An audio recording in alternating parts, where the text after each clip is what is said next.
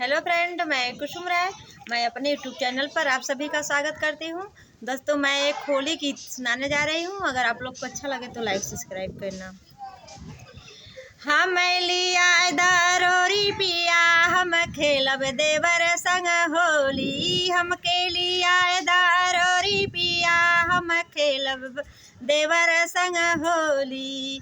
हम खेलब देवर संग होली, हम खेलब देवर संग होली पिया। अरे हम के लिया दरोरी पिया, हम खेलब देवर संग होली। जेठ जी से कहली उहो नाली अवले, उहो नाली अवले, उहो नाली अवले।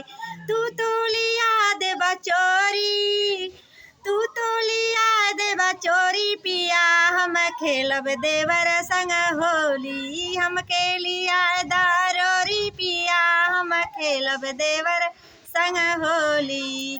ननद जी से कहली उहो नाली अवली, उहो नाली अवली, उहो नाली अवली।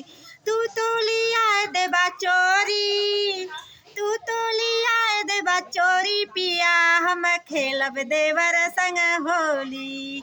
अरे हम खेलब देवर संग होली पिया, हम खेलब देवर संग होली।